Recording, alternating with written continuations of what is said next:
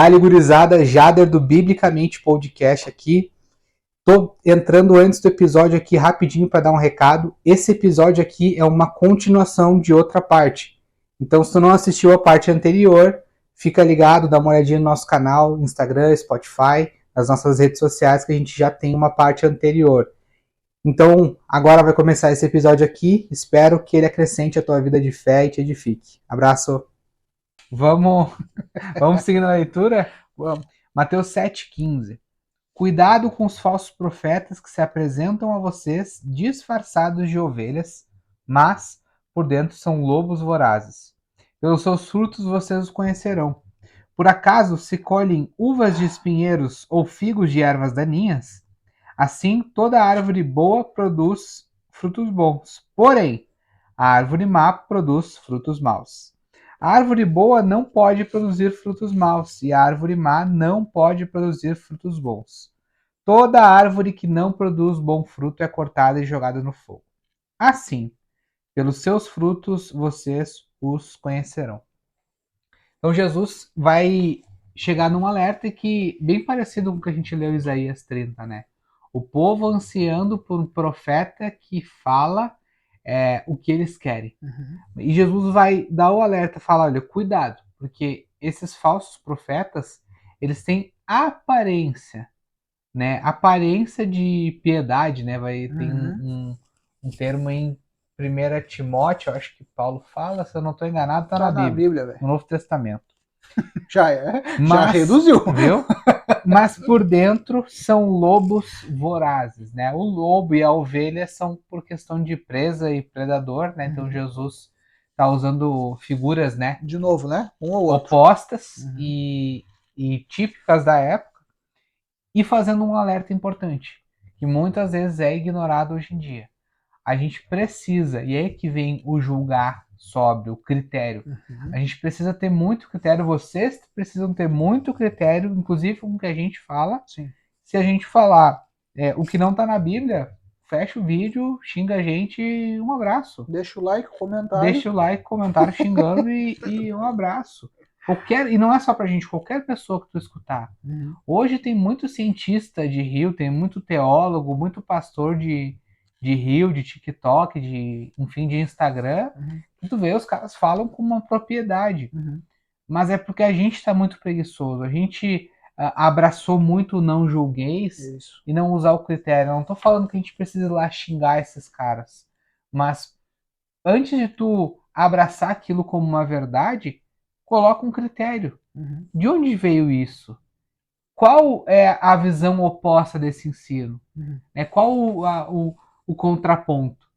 Né? Então a gente precisa avaliar muito bem. E Jesus, se ele disse que é para a gente ter cuidado, é porque certamente é uma coisa que pode nos atrapalhar, pode nos tirar do caminho, né? Seguindo a linha de raciocínio, né?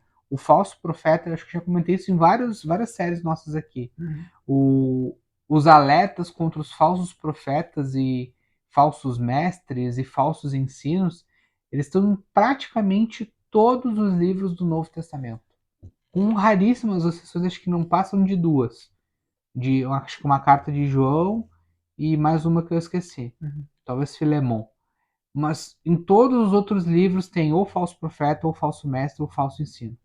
Então Jesus não deixou de anunciar isso. Cuidado com o falso profeta, porque eles têm aparência boa, mas na verdade a intenção deles, as obras, o fruto deles, né? Ele vai comparar com árvores, são ruins. E aí ele faz uma pergunta retórica, né? Como é que tá aí no finalzinho do 16? Pelos seus frutos conhecereis. É possível alguém colher uvas de um espinheiro ou colher figos em meio às ervas daninhas? E aí ele faz essa... É possível, que a gente comentou outro dia, né? Então, é possível sair algo... tem o texto de Tiago também, né? Sair água doce de fonte salgada. Então, o que a pessoa vai produzir, né? O fruto que ela vai dar, o impacto que ela vai gerar nas pessoas ao redor dela, vai mostrar quem ela é. Ah, mas ter um fruto ruim. Ah, mas não julgueis. Não, a gente precisa julgar. Precisa ver o que resultou. O que acontece quando a pessoa está num canto, num meio. O que acontece com o meio? É só briga, é só divisão, é só trapaça, é só desentendimento. Tem como essa pessoa ser uma ovelha? Não. Ela está se apresentando como uma árvore má. E a árvore má, Jesus, até achei legal essa tradução da King James que ela falou: é possível uma árvore ruim dar bom fruto? E a resposta é obviamente não, né? Então, ele vai falar no 18: a árvore boa não pode produzir frutos más e a árvore má não pode produzir frutos bons. Mais uma vez a gente vê, né? Caminho estreito, caminho largo, ovelha, lobo, árvore boa e árvore má.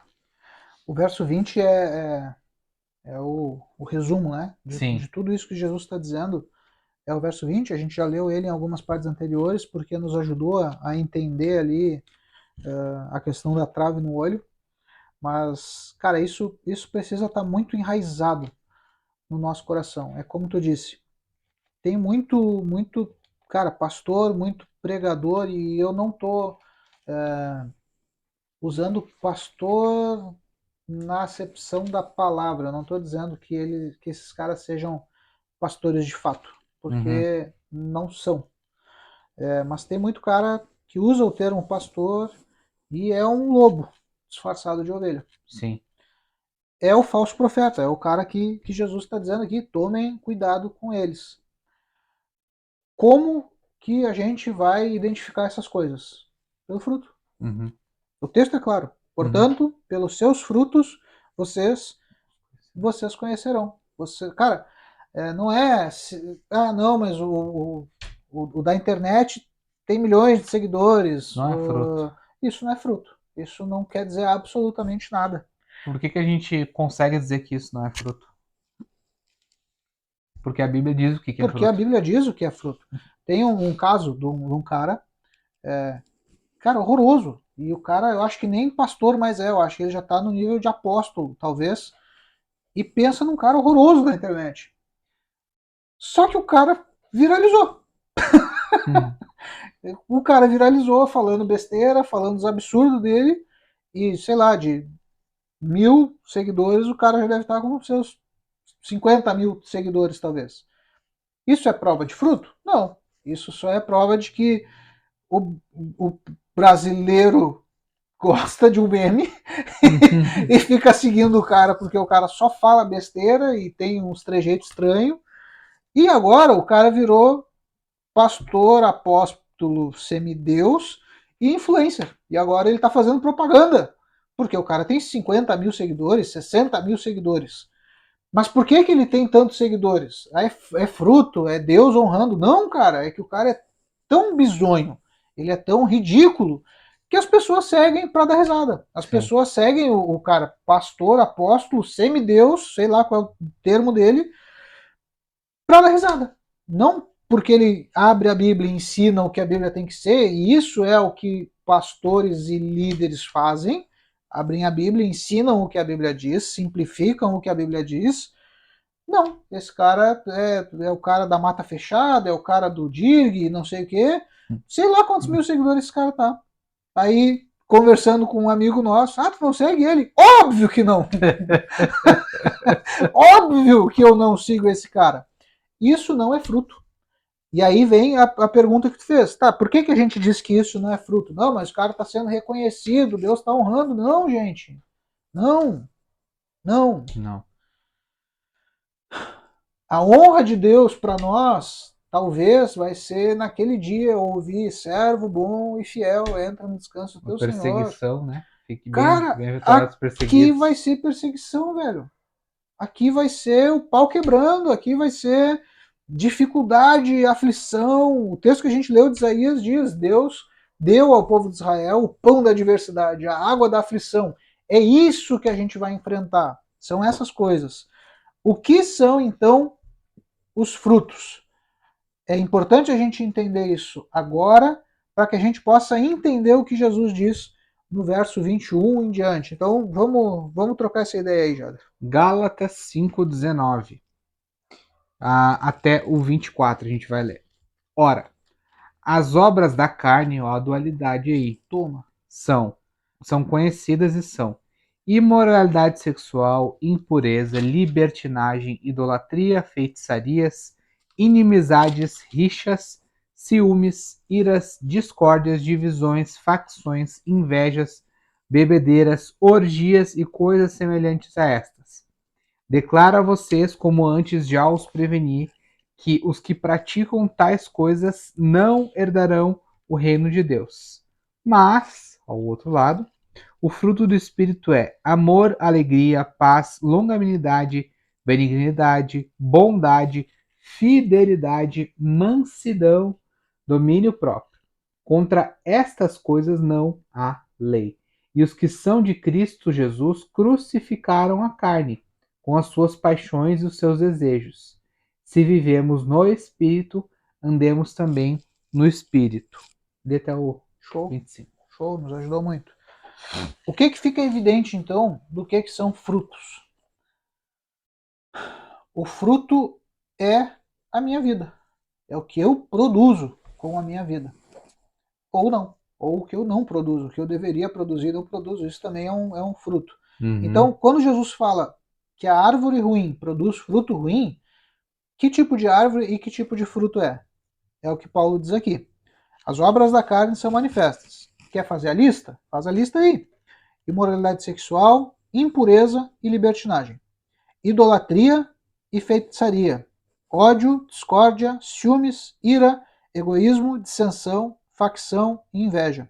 Embriaguez, orgias e tudo quanto se pareça com essas perversidades, contra as quais vos advirto, como já vos preveni antes, aqueles que praticam essas coisas. Então, o fruto está relacionado com aquilo que nós praticamos. É aquilo que a gente faz. É isso que Jesus está falando. E Paulo esclarece de maneira gloriosa para nós. Uhum. Em contrapartida, Jesus fala também da árvore boa, que produz bom fruto. O bom fruto cara, eu vou entrar nesse ponto, eu não quero ser chato com isso, mas vamos lá, me ajuda, Jader. O bom fruto não é o cara tá na igreja e é o bonitão da igreja, é o queridão. Chega em casa, ele tá nessa listinha aqui, é o cara irado, cheio de discórdia, ciúme, egoísmo. Não, cara, não é isso. O fruto não é isso, sabe? O bom fruto, Jesus fala sobre boa árvore, bom fruto, e Paulo, graças a Deus, também diz qual é esse fruto. E ele diz no verso 22, amor, alegria, paz, paciência, benignidade, bondade, fidelidade, mansidão e domínio próprio. Contra essas coisas, contra essas virtudes, não há lei. De novo, o fruto é aquilo que nós praticamos. Não se trata de aparência. Sim. Esse é o ponto, né? Tu bateu na tecla aí da aparência falando sobre o falso profeta. O fruto não é aquilo que aparenta, aquilo que parece ser. O fruto é aquilo que produzimos, é aquilo que praticamos. É a história de Jesus e a figueira, né? Então, Jesus ele olha para uma figueira e, cara, tem um monte de gente falando um monte de besteira sobre esse texto. Enfim, Jesus olha para uma figueira, ele sabe que não é época de figos, só que ele olha para a figueira e o que ela tem? Folhas. Se tem folhas, tem a aparência de que tem figo, de que tem fruto. Jesus chega na figueira procurando figo para comer e não tem, e ele amaldiçoa a figueira. Jesus é cruel, amaldiçoou a árvore. Não, irmão, Jesus, ele é o Criador e ele é quem sustenta todas as coisas pela palavra do seu poder. A gente leu isso e a gente aprendeu isso juntos aqui, lá na nossa série sobre Cristologia.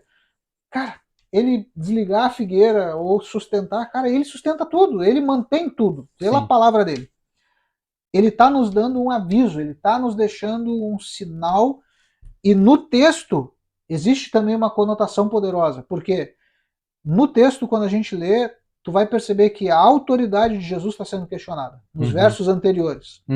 E os discípulos talvez já estivessem também questionando. E Jesus deixa claro, mais uma vez, ele já tinha dado ordens ao vento, ao mar, ele já tinha transformado água em vinho, ele já tinha multiplicado pão, ele já tinha multiplicado peixe, ele já tinha curado todo tipo de doença, talvez até o cego debochado já tinha sido curado, mas naquele momento, nos últimos momentos da caminhada de Jesus, a autoridade dele estava sendo questionada. O que ele faz? Ele deixa mais uma vez evidente, cara, eu tenho autoridade. Ele amaldiçoa a figueira e a figueira seca. Por que ele amaldiçoa a figueira? Primeiro ponto, para deixar claro para os seus discípulos, não para o resto, para os seus discípulos, provavelmente só para os seus 12, porque já era no final, a sua autoridade como filho de Deus. Segundo, Jesus está deixando claro que não é sobre a aparência. A figueira tinha a aparência de estar produzindo frutos, mesmo fora de época. Ela tinha a aparência, ela tinha folhas. Quando Jesus vai procurar fruto, não tem nenhum.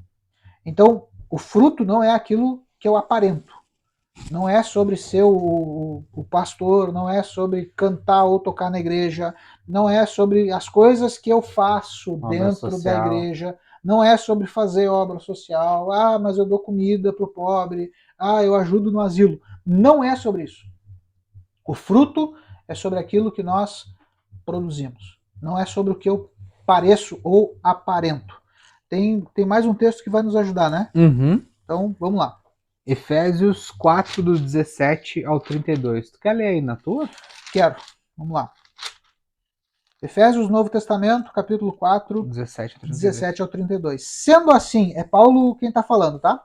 Sendo assim, eu vos afirmo, e no Senhor insisto, para que vocês não vivam mais como os gentios, que vivem na inutilidade dos seus pensamentos. Então, olha só, existe diferença entre o cara do Sermão da Montanha e o cara que não está no Sermão da Montanha. Sim. Existe diferença entre o cristão, aquele que segue a Cristo, e aquele que não segue. Que diferença é essa? Um é sal e luz, outro não é nada, outro é trevas, é escuridão. Um anda por um caminho estreito com uma porta apertada ou vice-versa, o outro está pelo caminho espaçoso da porta larga. Existe essa distinção. Verso 18.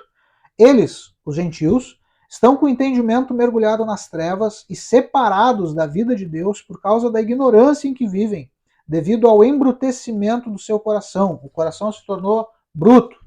Havendo perdido toda a sensibilidade, eles se entregaram a um estilo de vida depravado, cometendo com avidez toda espécie de impureza. Lembra que em Gálatas, impureza, depravação, imoralidade está lá naquela lista? Sim. Paulo está de novo pontuando essas coisas. Entretanto, não foi isso que vocês aprenderam de Cristo. Ou seja, Cristo não nos ensinou a viver dessa forma. Uhum. Mas não é só crer em Deus? Não, não é. É o que a gente falou na parte anterior sobre a porta estreita, sobre o caminho apertado. É o que Paulo está dizendo aqui e é o que Jesus está falando sobre o fruto. Fruto bom e fruto ruim. Não é assim que vocês aprenderam de Cristo. Verso 21. Se é que de fato vocês o ouviram e nele foram discipulados, conforme a verdade que está em todos os caminhos. Não, conforme a verdade que está no pastor da revelação. Não, conforme a verdade que está em Jesus. Quanto à antiga maneira de viver, vocês foram instruídos a vos despirdes do velho homem que se corrompe por desejos enganosos e serem renovados no vosso modo de raciocinar e a vos revestirem do novo homem, criado para ser semelhante a Deus em justiça e em santidade, provenientes da verdade. Aqui vale a gente pontuar uma coisa também. Jesus ele diz lá em João que ele é o caminho e ele é a verdade. De onde que vem justiça e santidade? De acordo com esse texto de Paulo, da verdade. E verdade aqui está com V maiúsculo. Se ele fez essa menção, a gente não sabe, só na glória a gente vai saber. Mas é interessante a gente pensar essas coisas. Verso 25. Portanto, cada um de vós deve abandonar a mentira e falar a verdade. Isso é bom fruto, gente. Uhum. Isso é bom fruto, é disso que Jesus está falando, é disso que Paulo está falando. Eu mentia, eu abandono a mentira. E agora? Agora eu creio em Deus e daqui a pouco eu volto a mentir. Não, eu abandono a mentira e daqui para frente eu falo a verdade. Pois todos somos membros de um mesmo corpo. Que corpo é esse? É o corpo de Cristo, é a igreja. Estremecei de ira, mas não pequeis. Acalmai a vossa ira antes que o sol se ponha. A gente já falou disso aqui. É aqui no Sermão da Montanha ainda, né? Isso. A gente falou Irais lá. não pecais, né? Não deis lugar ao diabo, verso 27. 28. Aquele que roubava, não roube mais. Pelo contrário, trabalhe fazendo com as mãos o que é bom, para que tenha o que repartir com quem está atravessando um período de necessidade. Não saia da vossa boca nenhuma palavra que cause destruição, mas somente aquela que seja útil para a edificação, de acordo com a necessidade, a fim de que comunique graça àqueles que a ouvem. Não entristeçam o Espírito Santo de Deus, com o qual vocês foram selados para o dia da redenção. Verso 31. Toda amargura, cólera, ira, gritaria e blasfêmia sejam eliminados do meio de vós, bem como toda a maldade. Pelo contrário, sejam bondosos e compassivos um para com os outros, perdoando uns aos outros, da mesma maneira como Deus os perdoou em Cristo. Em Cristo, tá vendo? O padrão sempre é Cristo, o caminho sempre é Cristo. Existe uma dualidade. Em Cristo, não em Cristo. Em Cristo, não em Cristo. Não tem várias vertentes. Todas as outras vertentes estão num caminho largo, talvez por isso que ele seja tão largo, né? Então, é simples de entender, sabe? Não adianta, como tu falar, o Jader tem aparência de bonzinho, mas é irado, né? Falta com amor, não tem paciência e mentiroso, mentiroso, ladrão, caloteiro, né? Então, é dois caminhos. Se eu vivo praticando uma dessas coisas, é o que a gente falou. Não tem como o cara tem uma aparência de ser bom em alguma coisa. Bom no trabalho dele, mas é um péssimo marido, um péssimo pai, né? É duas coisas. Ou é dentro ou é fora. Ou é vida ou é morte. Isso. Ou é carne ou é espírito. Ou a escolha da pessoa, né? Segue raciocínio. Só tô vendo o que eu anotei aqui que eu nem sei. Marcos 8:34? Glória. Aí, ó. Não lembrava o que era, mas tá aqui. Se tu não entendeu onde que a gente quer chegar, na verdade, onde que Jesus quer chegar, é nesse texto. Então, tudo que a gente está falando, eu já estou considerando aqui as divisões de partes, tá? Sim. Então, na parte anterior, provavelmente, ficou lá a gente falando sobre porta estreita, porta larga.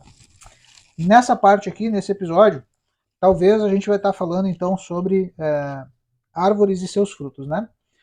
Tudo isso que a gente está falando, tanto da porta, dos caminhos, quanto dos frutos, apontam para uma coisa só, que é esse texto. Marcos, capítulo 8, verso 34.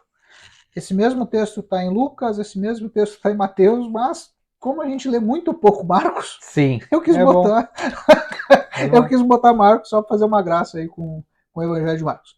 Diz o seguinte: em seguida, convocou Jesus a multidão e também os discípulos e os desafiou. Como é que tá na tua? Deixa eu olhar Tá lá. desafiou, será? Essa palavra é interessante. Qual é o desafio de Jesus? Se alguém deseja seguir-me, negue-se a si mesmo, tome a sua cruz e venha após mim. Então, convocando a multidão e juntamente seus discípulos, Jesus lhes disse: se alguém quiser vir após mim, nega-se a si mesmo, tome a sua cruz e siga-me. Então, tudo isso que a gente está falando é porque Jesus está estreitando, e nesse estreitar do Sermão da Montanha, nessa reta final do Sermão da Montanha, o que Jesus está comunicando é o seguinte: cara, vocês vão chegar no ponto de ter que fazer uma escolha, tomar uma decisão. Que decisão é essa? Ou eu vivo para mim mesmo, ou eu vivo para Cristo. Ou eu vivo para a carne, ou eu vivo para o Espírito. O texto que tu leu de Gálatas, convocando a gente a viver para o Espírito. O fruto é aquilo que eu produzo.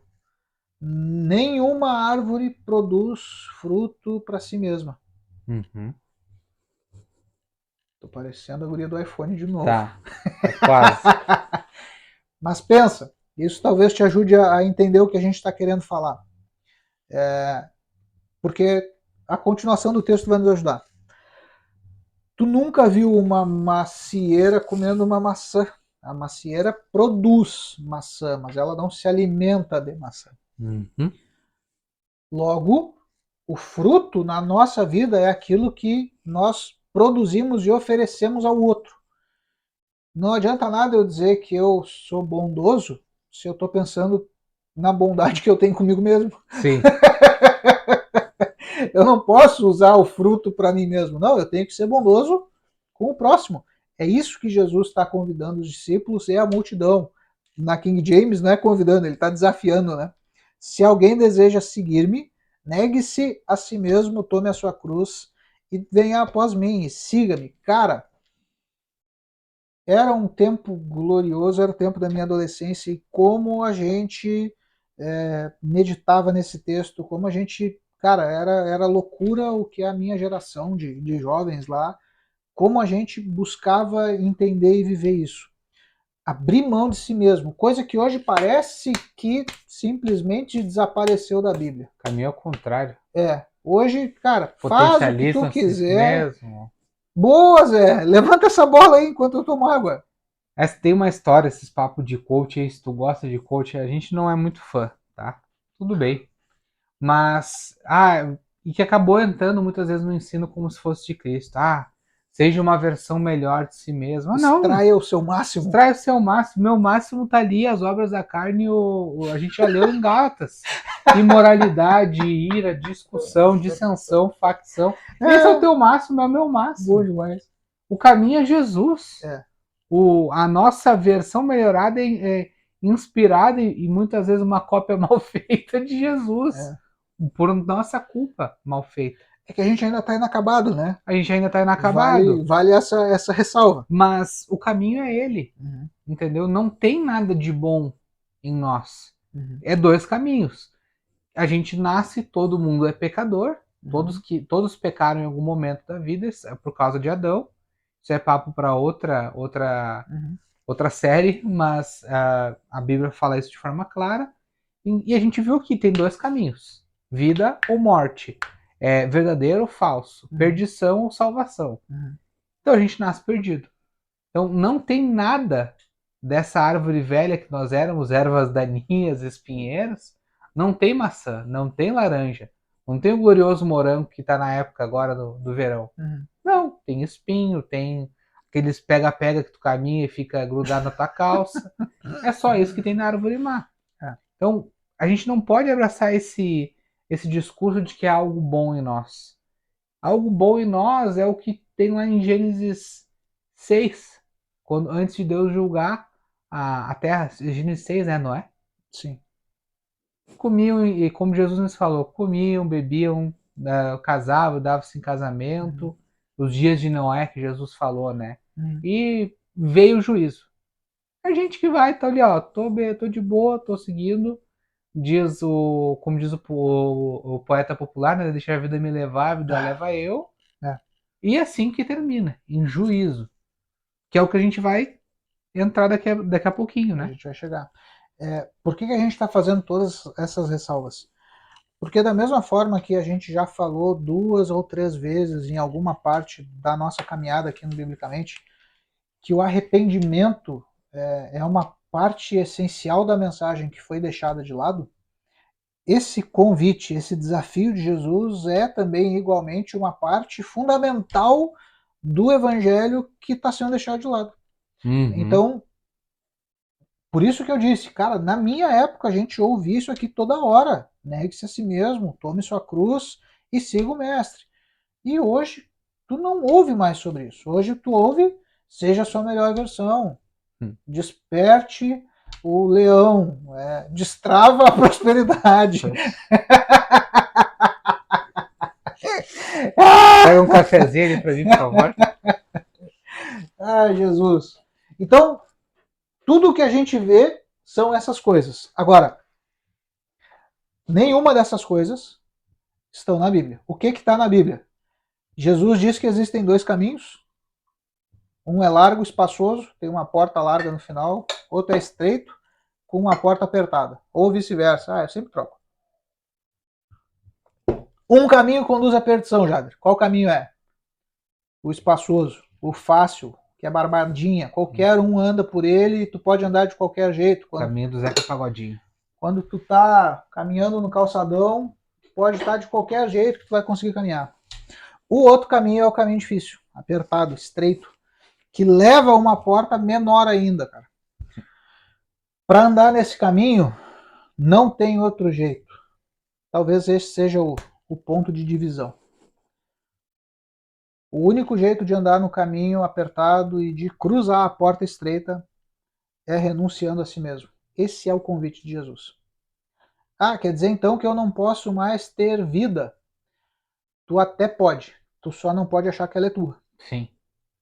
Tu tem que entregar ela na mão de quem ela na mão a quem ela realmente pertence, e tu tem que viver de acordo com isso e para a glória de Deus. Esse é o convite de Jesus. Não significa que a gente não vai mais trabalhar. Pelo contrário, a gente fala muito sobre isso porque é um assunto que nos incomoda. Não, vou ser crente, vou deixar de trabalhar, vou vir para a igreja. Cara, se tu tivesse chamado, amém. Glória a Deus, cara. A gente ora para que pessoas sejam levantadas assim. Mas essa não é a regra geral. A regra geral, a maioria, tu vai como sapateiro, perguntou para... Não sei ainda. Deixa no comentário Até aí. o episódio 100 a gente vai lembrar. Isso, eu vou pesquisar isso aí, cara. Como um sapateiro que pergunta para alguns reformadores, eu acho que foi para Lutero, mas não tenho certeza. Como que eu faço para glorificar Deus na minha vida? Faça bons sapatos, venda a preço justo. É isso, cara. Só que para fazer isso, tu tem que renunciar a ti mesmo. Tu tem que abrir mão do que tu quer, abrir mão da tua vontade e viver uma vida para a glória do Senhor. Tudo isso a gente está dizendo para que fique claro que fruto não é aparência. Por que a gente está dizendo isso? Porque agora a gente vai ler o trecho que termina esse grande bloco, que vai deixar claro muita coisa para vocês, como já deixou para nós. Quer ler aí? Mateus 7, do 21 ao 23. Diz o seguinte: nem todo aquele que diz a mim, Senhor, Senhor, entrará no reino dos céus, mas somente aquele que faz a vontade do meu Pai que está nos céus. Pois muitos dirão a mim naquele dia. Que dia? Jesus está falando lá do juízo, lá do último dia, onde todos nós vamos comparecer diante de Deus e prestar contas. E, cara, vai rolar, pode ter certeza. Tô acreditando ou não? Tu acreditando ou não, esse dia vai acontecer. Todos nós vamos prestar contas para Deus. Uhum. Muitos dirão a mim naquele dia, Senhor, Senhor, não temos nós profetizado em teu nome? Em teu nome não expulsamos demônios? E em teu nome não realizamos muitos milagres? De quem que Jesus está falando aqui? Do crente ou do ímpio? Quem é que profetiza? Quem é que expulsa demônio? Quem é que faz milagre? É crente ou é ímpio? É crente. É crente comum ou é crente diferente? Cara, é crente diferente, cara. Uhum. O cara que prega, o cara que expulsa demônio, o cara que faz milagre é de uma casta diferente aí dos crentes. É pastor, apóstolo, semideus, obreiro, vice-querubim da glória. Essa classe diferente. E Jesus está dizendo que naquele dia, gente dessa casta ou desse grupo não vai ser aceito e não vai ser recebido, não vai entrar no reino dos céus. Por que eles não vão ser recebidos? Não, mas é impossível, eles pregaram no nome de Jesus. E é só sobre pregar no nome de Jesus ou é sobre viver o evangelho? Sobre... Não, mas eles expulsaram demônios. E aí? E grande coisa. Lucas 10, 19, talvez, acho que é. Os discípulos da comissão dos 70, eles voltam daquele momento de comissão, onde eles realizam milagres, eles fazem um monte de coisas, e eles voltam com o relatório para Jesus, e eles dizem, Senhor, até os demônios se submetem a nós. A gente orou e endemoniados foram libertos. Qual é a resposta de Jesus? Não se alegrem, porque os demônios se submetem a vocês. Antes, alegrem-se, porque o nome de vocês está escrito no livro da vida. O que importa é expulsar demônio ou viver uma vida que permita que o teu nome esteja lá, ou continue lá, ou se tu for muito mais teológico, viver uma vida digna de alguém que foi escolhido e que tem o nome escrito lá. É isso, cara. Não é sobre pregar no nome de Jesus, não é sobre profetizar. Quanto profeta de rede social tem hoje? E às vezes os caras acertam, e às vezes os caras dão uns tiros quase certeiros. Sim. E grande coisa. Por que grande coisa? Porque Jesus disse que isso não é nada. Ele diz no verso 23: Então, eu lhes direi naquele dia: Nunca os conheci. Afastai-vos de mim, ou afastai-vos da minha presença, vocês que praticam o mal. Algumas Bíblias vão dizer, eu acho que é a tua talvez, vocês que praticam a iniquidade. Não, é a Almeida mais antiga. A tua tá como? Vocês que praticam o mal. A Almeida mais antiga, vocês que praticam A a iniquidade. iniquidade. Cara, o que a gente está falando? Não é sobre aparência, é sobre fruto. Dons espirituais, fazer essas coisas, profetizar, pregar, expulsar demônio, tudo é lindo, cara. É legal, cara. Vocês não estão falando ou vocês não estão ouvindo um cara cético, um cara que nunca viu nada disso acontecer, não. Eu já tive experiência real com gente endemoniada, eu já vi milagre acontecendo, eu já vi profecia real se cumprir, assim como eu já vi endemoniamento falso, eu já vi falso milagre e eu também já vi falsa profecia. Sim. Ah, tu é o diferentão então da Terra. Não, cara. Eu sou só um cara que já viu dos dois lados da coisa e eu sei o que é a verdade. A verdade é o que está aqui. O que está aqui me ensina que eu conheço o falso e o verdadeiro da mesma forma. Como? Pelo fruto. Tanto o falso quanto o verdadeiro a gente vai conhecer do mesmo jeito. Tanto a árvore boa quanto a árvore ruim, a gente vai conhecer o meio de conhecer, a forma de descobrir o falso e o verdadeiro é o mesmo. Qual? O fruto. Afastai-vos de mim, vocês que praticam o mal. Cara, não te ilude com muito estardalhaço. O que Deus quer de nós? Vida. O que Deus quer de nós? Prática. Por que não? Boas obras. A gente já falou disso lá em Tiago, né? Sim, sim. Como consequência dessas coisas, né? O cara que ama, né? O primeiro fruto lá listado em Gálatas 5, amor. Então, ele vai expressar o amor, né? De alguma forma, né? Fazer pelos outros aquilo que eu gostaria que os outros fizessem por mim. Pô. É uma ação, é amor, é um fruto, né? Então, acho que esse é o ponto e a gente fala um monte, cita um monte de texto, mas é simples a coisa. É dois caminhos, ou é dentro ou é fora, ou faz ou não faz, né? Vamos seguir? Vamos embora. Não tem mais nada para acrescentar aí? Por enquanto, Acho que que não, eu né? consiga lembrar, não. Então, andiamo. Vamos seguir por ainda agora a última das dualidades aqui do capítulo 7, sobre as duas casas ou os dois fundamentos, né? Calei na tua, eu já li aqui na minha antes. Ah, mas tu tá. Ou tu quer que eu leia? Tu tá me deixando todas, né, cara? Tá. Ah, que preguiça. Todes. Tu tá numa preguiça. Não, eu vou pegar os outros 3 textos então. Então tá, combinado. Glória. Vamos lá, gente. Então a gente já falou sobre dois caminhos. Um caminho apertado com uma porta estreita. O outro caminho é um caminho largo com uma porta espaçosa, ou caminho espaçoso com a porta larga. A gente já falou também sobre os frutos. Então, árvore boa produz fruto bom. É impossível uma árvore boa produzir fruto ruim. Do mesmo modo inverso. Árvore ruim produz fruto ruim e é impossível uma árvore ruim produzir um fruto bom. Beleza. Até me assustei. O que está acontecendo aqui, cara? Nada. Hoje, ou agora, nesse momento, que a gente já nem sabe mais como é que está a divisão dos episódios aqui, a gente vai falar sobre o sábio e o insensato. Ah, mas isso não tem nada a ver com o que Jesus está dizendo. Tem.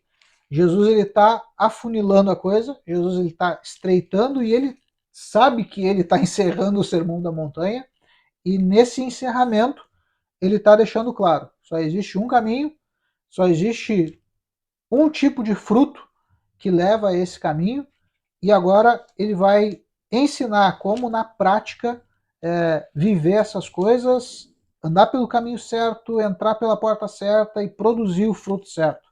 Só tem um jeito, e é o jeito que ele passa a ensinar agora. Mateus capítulo 7, a partir do verso 24, diz o seguinte: assim, então, não separou, não desconectou, ele está continuando. Assim, todo aquele que ouve estas minhas palavras e as pratica será comparado a um homem sábio, que construiu a sua casa sobre a rocha. E caiu a chuva, vieram as enchentes, sopraram os ventos e bateram com violência contra aquela casa. Mas ela não caiu, pois tinha seus alicerces na rocha. Pois todo aquele que ouve as minhas palavras e não as pratica é como um homem insensato, que construiu a sua casa sobre a areia. Caiu a chuva, vieram as enchentes, sopraram os ventos, bateram com violência contra aquela casa, e ela desabou, e grande foi a sua ruína. Quando Jesus acabou de pronunciar essas palavras, estavam as multidões atônitas com o seu ensino. É legal que, se tu vai notar nas duas casas ali, eu gosto, eu acho que eu já comentei isso. Na versão de Lucas, vai falar que um deles cavou profundamente, Boa. até encontrar Explica a rocha. essa diferença, isso é importante. A gente já falou isso, mas vale a pena lembrar. Porque elas estão sobre o mesmo terreno básico. Né? As duas casas estão sobre o terreno básico na areia, na ilustração que a gente tem o detalhe em Lucas. Mas lá no detalhe de Lucas, que eu não lembro qual que é o capítulo, talvez é o 12, talvez seja o 12, não lembro.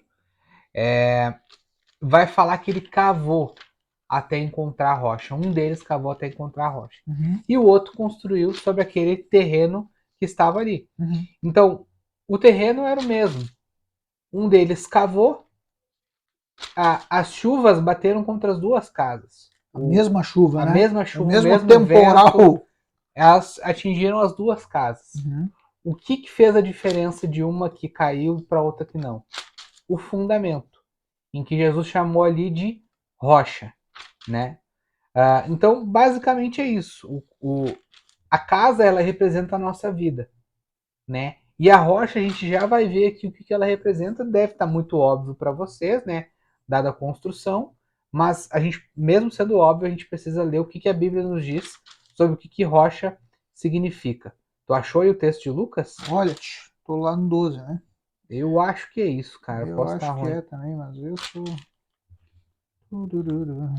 Se fosse a minha Almeida, eu até conseguiria dizer. Não é o 12. Tá. Mas eu vou ler aqui para a gente entender, enquanto o Zeca procura ali o texto, o que a Bíblia diz sobre rocha. Tá? Eu vou ler 3 textos. O primeiro deles é Salmos 118, versículo 22. Diz assim: a pedra que os construtores rejeitaram, essa veio a ser a pedra angular, né? A pedra de fundamento. Atos capítulo 4, versículo 11. Este Jesus é a pedra que vocês, os construtores, rejeitaram, mas ele veio a ser a pedra angular. E não há salvação em nenhum outro, porque debaixo do céu não existe nenhum outro nome dado entre os homens pelo qual importa que sejamos salvos. Aqui é Pedrão, né? Pedrão. Dando o discurso. E 1 Coríntios capítulo 3, versículo 11. Porque ninguém pode lançar outro fundamento além do que foi posto, o qual é Jesus Cristo.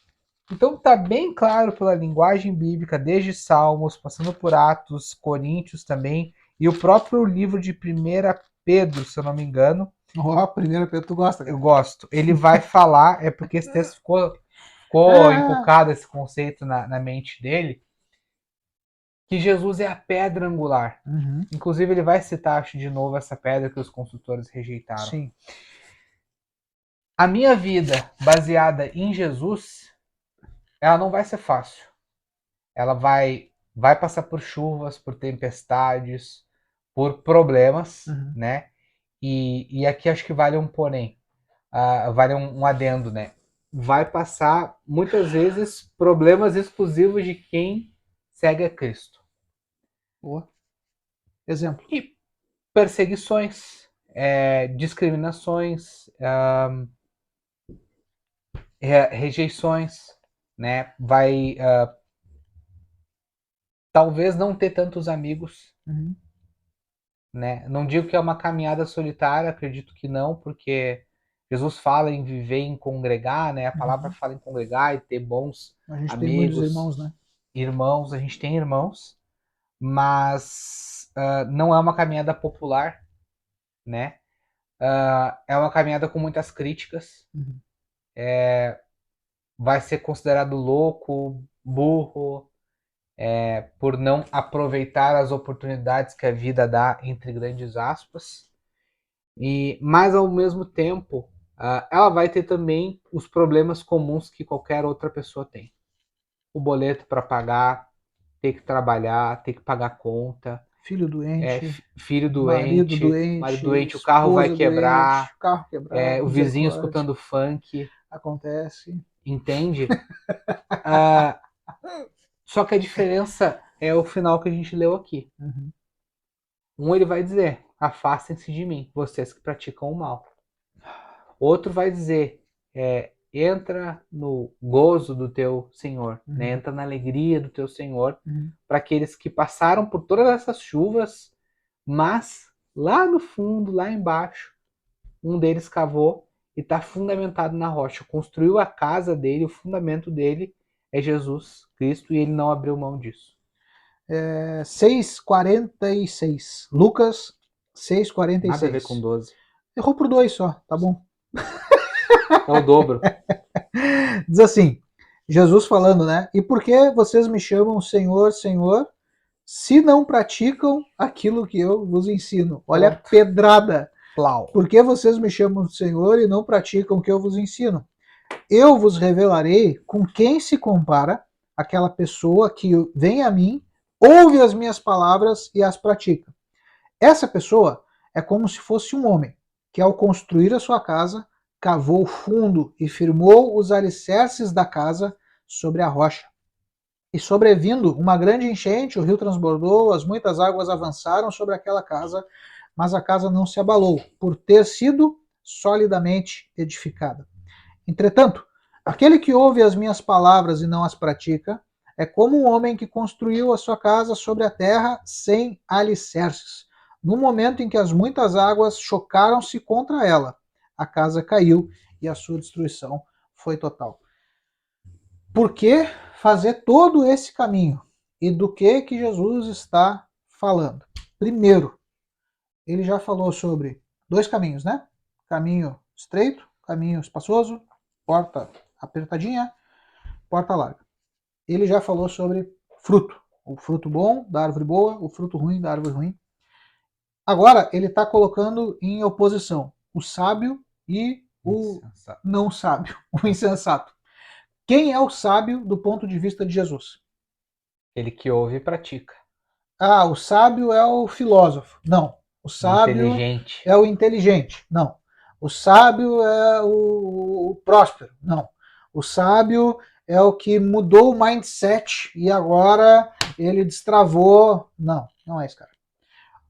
No ponto de vista de Jesus, o sábio é quem ouviu primeiro, de acordo com Lucas, é aquele que primeiro foi a Jesus, é o que a gente está fazendo no Sermão da Montanha, a gente foi até ele, ouviu o que Jesus ensinou, é o que a gente está fazendo, e pôs em prática o ensino. É o que vocês vão ter que fazer daqui para frente. É o que a gente tem que fazer daqui para frente. É a história do Jader na rodoviária. Nem fala, bicho. Eu me vi nessa aí outro dia também. Ah, é? Muito bom. Ah, bom demais. Então, para Jesus, o sábio não é o cara que conquistou o mundo inteiro, o cara que veio da favela e prosperou. Não, isso é secundário. Para Jesus, o sábio é o cara que foi até ele, ouviu o que ele ensinou e pôs em prática. Esse cara, segundo ele mesmo, é comparável a alguém que construiu a casa sobre a rocha e a gente fazer essa conexão, a gente já fez, né? Mas a gente relembrar essa conexão é interessante. Por quê? A gente sempre lê, pelo menos eu sempre li, e eu sempre imaginei uma casa na montanha e uma casa construída na beira da praia. Não é o que Jesus está falando. É duas casas, uma do lado da outra, lote divididinho por uma cerca. Qual a diferença? Uma casa o cara cavou, é o que diz aqui. Ele cavou profundamente até firmá-la num alicerce. O outro cara não fez isso. O outro cara construiu da terra para cima e vamos ser felizes, vai dar tudo certo. Óbvio que não vai dar tudo certo. É isso que Jesus está falando. Aí vem o ponto. Beleza. A gente já sabe que Jesus é o caminho, a gente já sabe que Jesus é a porta, a gente já sabe que o Espírito é quem vai nos ensinar o caminho. Uhum. A gente já sabe o que é fruto. Então a gente sabe o que é fruto ruim, a gente sabe o que é fruto bom. A gente já sabe o que é o sábio e o insensato da parábola. Resta nos entender a rocha. E é por isso os textos que tu leu. E por que a ordem que tu leu? Porque uma das primeiras menções é lá do Salmo 118, né? 118, 22. Uhum. Esse salmo fala sobre uma rocha que os construtores rejeitaram. E é legal porque a gente fez essa conexão de ler Atos 4, Sim. que é Pedro interpretando esse texto. Sim. Então, Pedro está olhando para o Velho Testamento, Pedro está olhando para os escritos dos Salmos, e ele diz, cara, isso que está profetizado nos Salmos comunica sobre Jesus. Uhum. Ele é a rocha que os construtores rejeitaram. Quem são os construtores? É a religião judaica, são os falsos profetas, são os fariseus, os escribas, os caras que deveriam estar edificando a nação, e quando o Cristo se manifesta, tem demônio. Comilão, beberrão, cara que anda com publicanos, os caras rejeitaram essa pedra, essa rocha. A gente podia ler, eu até não botei, que burro. Eu até ia colocar o texto de Daniel, capítulo 2, se eu não me engano, a gente já leu também, que é a profecia, ou a revelação, a interpretação do sonho de Nabucodonosor, quando ele sonha com aquela estátua, e de repente no sonho ele vê uma pedra ou uma rocha que se desprende da montanha. E essa rocha bate no pé da estátua, a estátua desmorona, e essa rocha se transforma de novo em uma grande montanha. De quem tu acha que a visão de Nabucodonosor está falando? Jesus. Daniel deixa claro que essa rocha que desprende da montanha e se torna então uma grande montanha é o reino do Messias, um reino que substituiria todos os outros reinos, e a estátua simbolizava esses reinos, a evolução desses reinos até o Império Romano. E Jesus vem e acaba com tudo isso e estabelece aquilo que o próprio Daniel vai escrever também, um reino sempre eterno, um reino que não terá fim. Então, quando Jesus fala sobre edificar a casa sobre a rocha, ele está falando dele mesmo. Uhum. Assim como lá no começo do capítulo 7, verso 13, que a gente começou a trocar essa ideia aqui, ele fala sobre uma porta, que depois ele diz que é ele mesmo. Ele fala sobre um caminho que ele diz que é ele mesmo. Ele fala sobre, a gente poderia até falar sobre árvores e frutos, ele faz menção a isso também. Agora ele está dizendo o seguinte, gente, ouçam o que eu ensino, pratiquem. Uhum. Quem fizer isso está edificando a casa sobre a rocha. Tu já leu 1 Coríntios? Já li. Leu. Ninguém põe um fundamento que não seja Jesus Cristo. O que é o fundamento? É o alicerce. É a rocha, é o que sustenta a casa. Ninguém põe outro fundamento. Aqui vale a gente abrir uma aspas. Vale ou não vale? Vamos ver? Vale. Mateus 16, pode ser 19 também. Ah, tá. Vale a pena? Eu acho que vai longe. É. Eu acho que a gente deixa para outro dia. Por que, cara? Porque eu tô com medo da bateria acabar. Depois nos comentários, eu vou deixar um comentário. Boa. Continuem falando sobre Boa. isso. E aí no dia dos comentários a gente vai dar. Um baita dia. Então tá, beleza. Vamos para a conclusão então do Sermão do Monte. Vamos.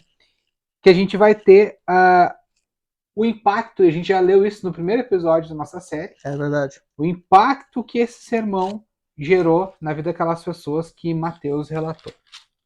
Mateus 7, 28 e 29. Quando Jesus acabou de proferir essas palavras, as multidões estavam maravilhadas com a sua doutrina, porque ele rimava, porque ele tinha alta eloquência, Não. porque ele estava usando um fundo emocional, estava sentado num banquinho com fumacinha. Tinha um mantra tocando Mantra no fundo. tocando. Não. Mantra para atrair discípulos. Porque ele as ensinava como quem tem autoridade Bom e demais. não como os escribas. Então, eles tinham um padrão de ensino, né? A gente tem aqui duas palavras no original que eu acho que até tu vai querer ver, né? Uma delas que quer dizer gramateus, né? Parece muito parecido com a palavra de gramática, né? De letra. O que a gente entende que é algo meramente, somente, na verdade, intelectual. Então, algo que é exclusivamente intelectual, de gramática, de ensino teórico. Ah, Jada, vocês estão dizendo que então o ensino de Jesus não tem a inteligência, capacidade? Não, não é isso. Não é isso. Para tu que não entendeu o nosso logo, ele é um cérebro, só que tem uma cruz dentro. Toma.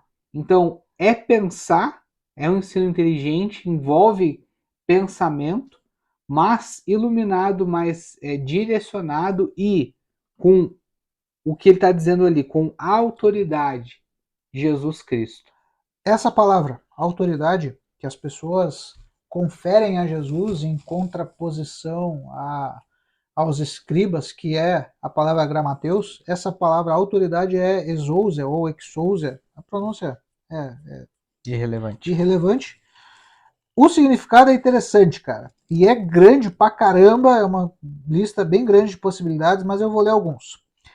O primeiro já deixa muito claro que Jesus ele é diferente. Sim.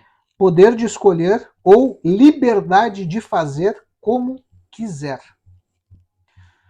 Se a gente entrar no campo da teologia, só Deus tem isso. Sim. Ah, eu não tenho escolha? Tem, mas não é assim. Não é tão livre. Não é tão livre. Quem tem escolha livre? Deus. Então as pessoas olham para Jesus e dizem: caramba, esse cara faz o que quer, como quer. Ele é diferente. Essa é uma possibilidade. Segundo, habilidade ou força com a qual alguém é dotado, possui ou exercita. Então as pessoas viram em Jesus ou um dom, ou algo que ele possuía nato, ou algo que ele exercitou. Então é uma autoridade que ele exercitou até chegar naquele ponto. Mediante prática, né? Mediante prática. Agora, olha o terceiro. Poder de reger ou governar. Poder de alguém ou de quem tem vontade e que estabelece as ordens. E essas ordens devem ser obedecidas pelos outros. A palavra exousia é traduzida comumente como poder. As pessoas estão dizendo que Jesus ensina com poder. Ele é diferente dos gramateus, dos escribas, que ensinam meramente o que está escrito. É o intelectualismo, né? Do livro que eu já li, tu tá lendo, Sim. E a gente está trocando essas ideias. Não é mero intelectualismo, a gente até falou antes sobre Paulo. Paulo vai falar sobre si mesmo. Olha, eu quando estive, qual é o texto? 1 Coríntios 2, né? Eu quando estive entre vós não ensinei com grande eloquência. Cara, mas se tu for ver os discursos de Paulo, ele era um cara eloquente. Sim. O que ele está dizendo é que esse não era o ponto central. O ponto central é Cristo. O ponto central é a porta, é o caminho, é o fruto e é também a rocha. É o fundamento sobre o qual tudo está posto. Jesus acaba o Sermão da Montanha e ele está afunilando. E ele afunilou de tal forma que as pessoas olham e dizem: cara, ele é muito diferente. Os fariseus não ensinam assim, os sacerdotes não ensinam assim, os funcionários do templo não ensinam assim, os levitas não ensinam assim, os filósofos gregos não ensinam assim, os pensadores romanos não ensinam assim. Ninguém ensina assim. Ele tem poder, ele tem autoridade. E como que Jesus encerra? E qual é o convite de encerramento de Jesus? Cara, e a gente já está no episódio 26, provavelmente parte 3. A gente divide depois, mas deve ser isso. A gente passou muito tempo falando do Sermão da Montanha, desde o capítulo 4 até aqui. E qual é o convite de Jesus? Pratiquem, ponham em prática. Curioso, né? Curiosidade curiosa. Que Jesus faz o convite que Tiago vai fazer, e a gente já fez a série de Tiago. Tu podia ler esse texto para nós? Quem sabe colabore com o nosso encerramento aí. Vamos sim. Tiago capítulo 1, eu acho que é o versículo 19 ali em diante. Vocês sabem essas coisas, meus amados irmãos. Cada um de vocês esteja pronto para ouvir, mas seja tardio para falar, tardio para ficar irado, porque a ira humana não produz a justiça de Deus. Portanto, deixando toda a impureza e acúmulo de maldade, acolham com mansidão a palavra implantada em vocês, a qual é poderosa para salvá-los. Sejam praticantes da palavra e não somente ouvintes, enganando a vocês mesmos. Por quê? Se alguém é ouvinte da palavra e não praticante, assemelha-se àquele que contempla o seu rosto natural no espelho, pois contempla a si mesmo, se retira e logo esquece como era sua aparência. Mas aquele que atenta bem para a lei perfeita, lei da liberdade, e nela persevera, não sendo ouvinte que logo se esquece, mas operoso praticante, esse será bem-aventurado no que realizar. Então parece que é um ciclo. Aquele que praticar essas coisas vai ser bem-aventurado. Né? Bem-aventurado aquele que pratica essas coisas e fica parece que um looping, né? Mas a mensagem no final é simples. Vocês ouviram, eu entendi, eu fui simples, eu dei exemplos do dia a dia de vocês. Isso é simplificar o pensamento bíblico. Jesus faz muito melhor do que nós. Certamente. A gente precisa passar aqui 1 hora para explicar 2 versículos do que ele fala, tão profundo que ele é, para a gente colocar em prática. Cara, às vezes eu coloco biblicamente para ver o que eu falei. Cara, eu falei, vamos voltar aqui. Não faz isso, cara. Vai te enredar contigo mesmo. Vamos voltar aqui, porque eu preciso colocar essas coisas que a gente fala aqui em prática. Sim. Porque senão não vai adiantar de nada. Eu arrisco dizer que o convite central do Sermão da Montanha é esse. Ouçam e pratiquem. Pratiquem aquilo que vocês estão ouvindo. Cara, tudo o que Jesus diz, ele chega no final e diz o seguinte: o sábio ouviu tudo o que eu ensinei e pôs em prática. O insensato, só mais um. Sim. Esse é é assim que ele encerra, e Tiago replica bem esse ensino. De repente a gente vai terminar essa série, vai fazer uma série sobre Tiago. Não, mentira, a gente já fez, né? Já fez. Mas Tiago ecoa isso lá na frente. Cara, é a nossa missão, é o que ele espera. É o que Jesus esperava dos seus ouvintes, é o que ele espera de nós hoje. Nada adianta a gente ter gastado todo esse tempo, cara, e foi tempo pra caramba. Foi. Vai dar quase 20 e poucos episódios aí, só do Sermão da Montanha. Nada disso vai ter valido a pena se tu só ouvir e não praticar. Na verdade, vai ser pior. Porque tu já te foi tirada a dádiva da ignorância. A gloriosa dádiva da ignorância. E vai ser cobrado por isso, né? Então, mas tem o contraponto, a contrapartida. Se pelo menos um de vocês colocar em prática isso que a gente gastou tanto tempo falando, cara, já para nós já valeu a pena. Para nós já valeu a pena. A gente está morto, cansado, moído, mas a gente está aqui alegre. Por quê? Porque a gente crê que Jesus ensinava com poder. Diferente dos escribas, que era só blá blá blá, ladainha, tradição, blá blá blá. Vou deixar outro comentário falando sobre tradição, só pra gente gastar essa ficha lá no... Toma. Agora tu te falou, velho. Vou deixar um monte de comentário em todos os episódios e eu quero ver esse episódio que a gente vai gravar. Respondendo ao Zé, cara, esse episódio. Tu faz que nem o Zé que comenta aí algum texto que tu lembrou, algum gancho que a gente não conseguiu entrar aqui que vocês estão curiosos para saber ou que poderia citar para agregar aqui na discussão. A ponta na mesa é de vocês. Episódio que vem, a gente vai fazer um episódio respondendo aos comentários sobre essa série, obviamente. Meu Então, chapéu. vai ser divertido, vai dar pano pra manga, vai ser legal. Acho que vai ser um bom teste que a gente vai fazer. Se inscreve aqui no canal, as nossas redes sociais vão estar aqui embaixo. E até o próximo episódio, recapitulando aí o Sermão do Monte, respondendo aos comentários de vocês. Vai ser legal. Aquele abraço! Valeu!